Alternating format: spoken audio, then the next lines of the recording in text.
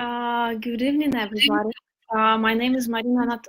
I'm a tutor and a visiting scholar at National Research University, High School of Economics, at School of Foreign Languages in Moscow.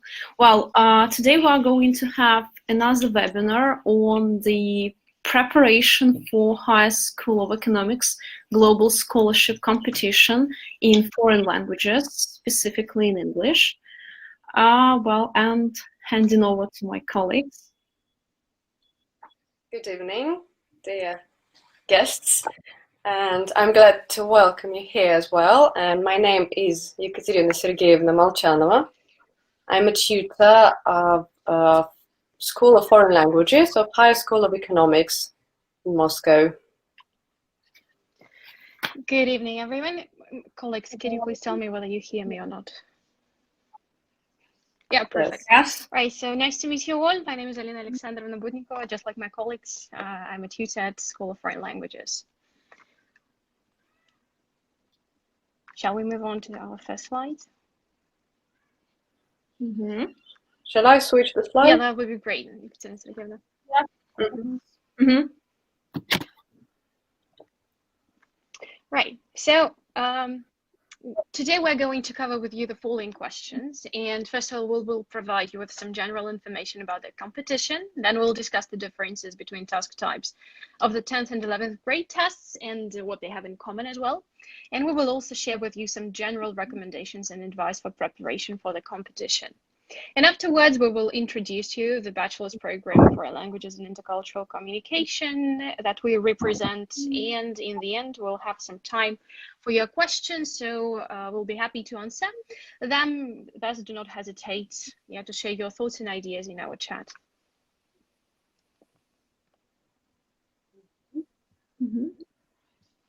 Right. First of all, we would like to remind you about the main participation stages. They are presented in the slide. I would like to draw your attention to the deadline of online registration, which is the 12th of October. Competitions will be held till the 29th of October. Results will be published on the website in December, and you will receive your diplomas in January.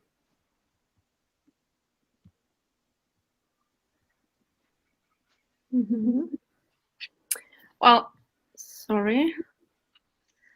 First of all, we would like to start you out and to draw your attention to HSE Global Scholarship Competition, the 10th grade and the tasks.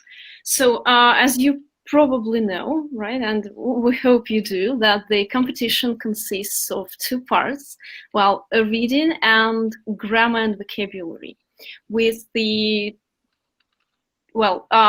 having in total 5 tasks and with the time limit of 60 minutes. We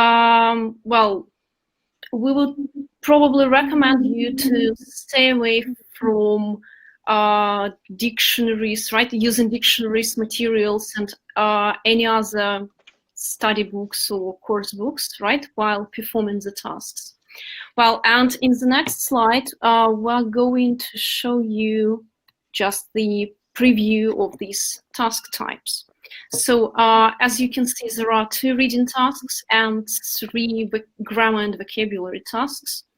And again, before delving deeper into these tasks, right, into completion of these tasks, please read the tasks really carefully, and only after that, right, keep going and keep completing the tasks. Next. So this slide shows us an example of task 5, and here you need to complete the second sentence so it has a similar meaning to the first sentence using the word given. Please make sure you do not change the word, including its grammatical form. Also, do not forget to read the task carefully and pay attention to the amount of words that you can use, including the given word. In addition, it is also important that you can use both full and short forms. For instance, instead of using I am, you can use I'm, and both will be correct.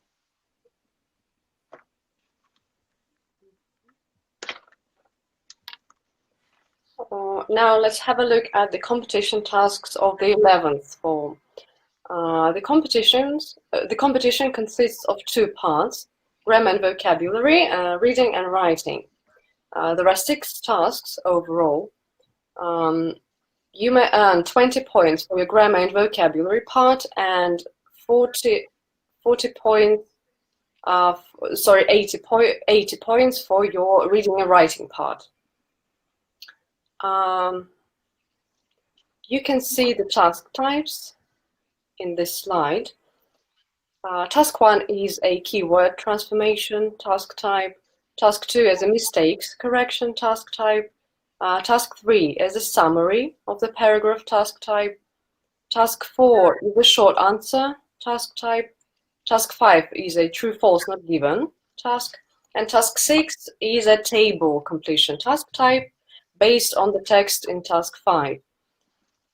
Tasks 2, 3, 4, and 6 will be analyzed in more detail later.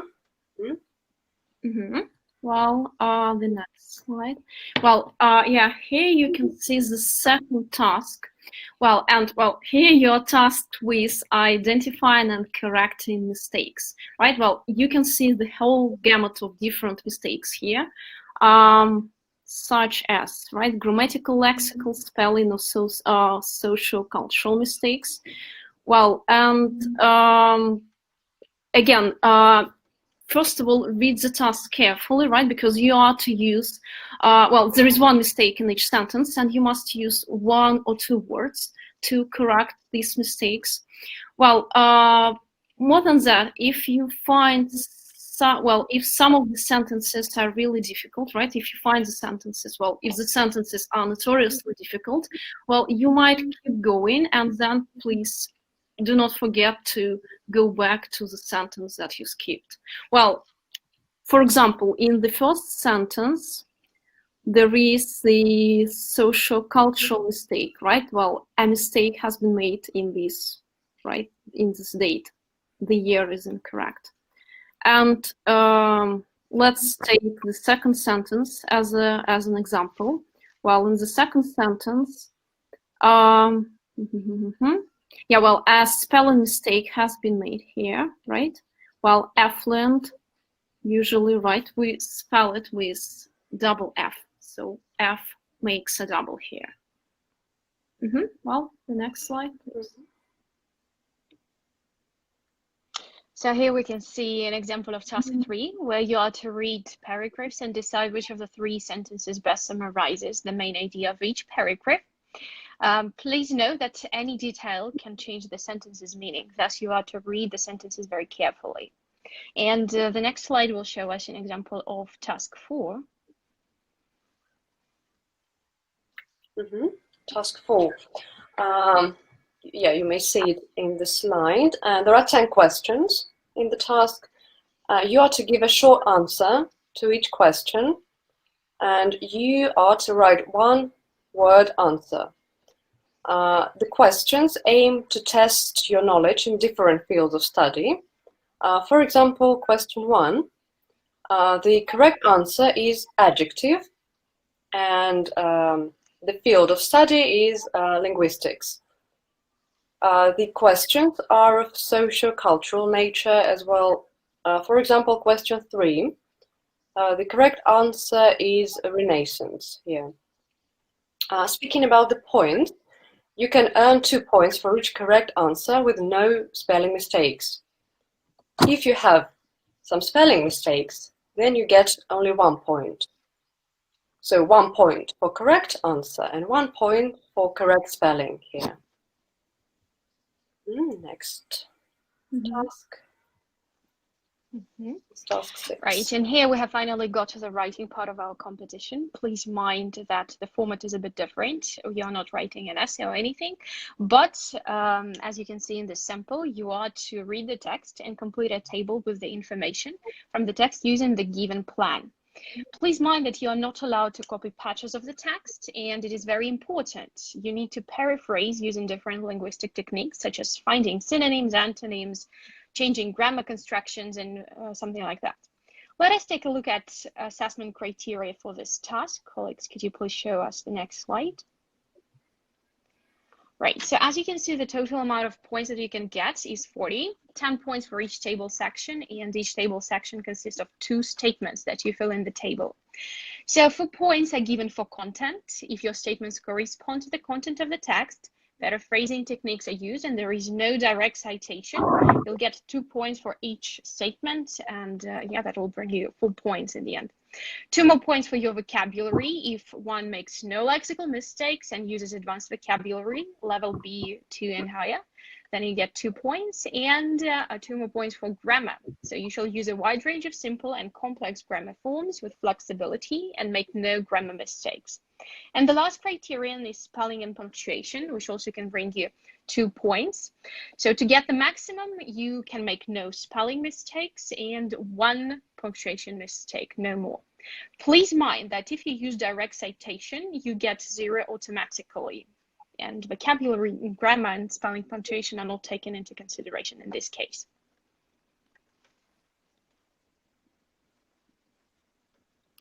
Mm-hmm. Well, as for the general recommendations for preparation, well, first of all, we'll direct your attention to typical textbooks and study guides, right, of international English exams. Well, for example, if you opt to take and pass 10th grade competition event, right, try to follow B2 or C1 level according to Common European Framework of Reference guidebooks, right? And if you opt to pass 11th grade tasks and competition, so try to follow C1 with some elements of C2 level according to Common European Framework of Reference. Well, in general, yeah, again, more than that, do not forget to read the tasks carefully. Just spend some time reading the task, and only after that move to completing the task itself. Well, in general, your school program plus spending some time, well, spending some spare moments during the day with, I don't know, completing these tasks from different guidebooks and course books, plus your attentiveness while reading the tasks can help you to pass this competition with flying colors. Next. Right. What are the benefits of taking part in the competition? They are listed in the slide, and well, the winners receive the major advantage here because they are eligible for full tuition waivers as well as discounts up to 75%. Of course, you gain more expertise on a certain field of study, and it's a great way of career preparation and new and exciting connections as well. Yes.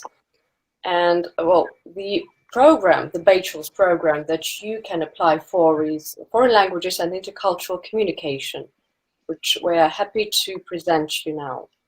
The duration of education is 4 years on a full-time basis. The field of study is linguistics, and the languages of instruction are Russian and English. Since the first foreign language is English, the majority of disciplines are taught in English. I think approximately 80%.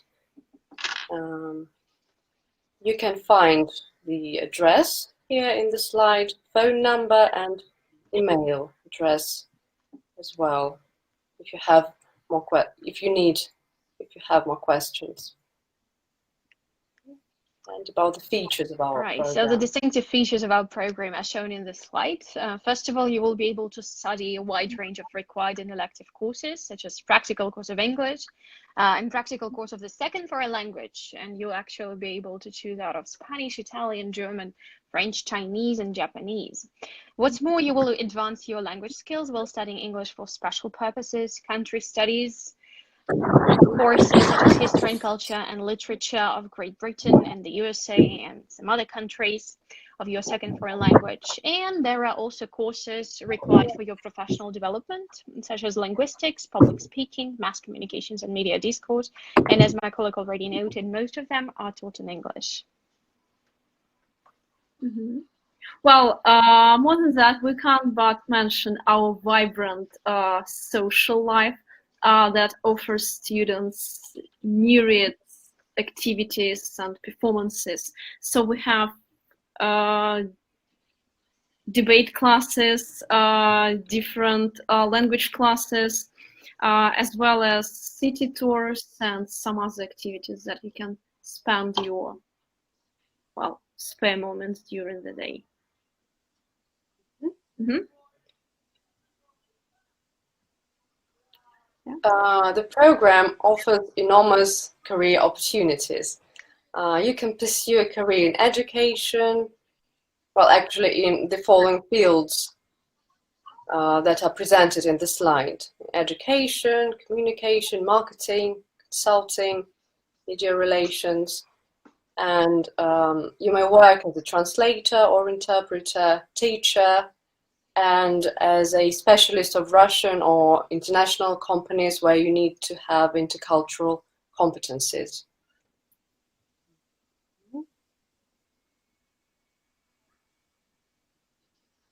If you have some questions that we maybe did not cover in this presentation or about some organizational issues, you may write your mail at the address that you see in the slide.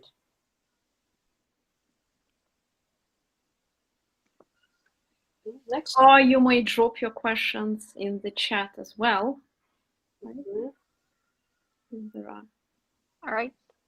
Mm-hmm. Also, we advise you to visit the website for more information about the competition itself. And study attentively the demo version.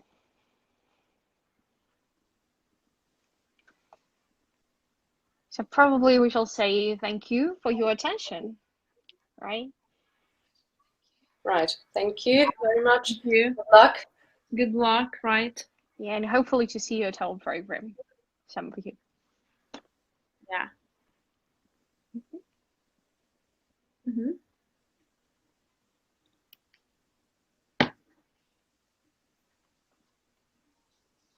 Yeah, shall we stop the translation?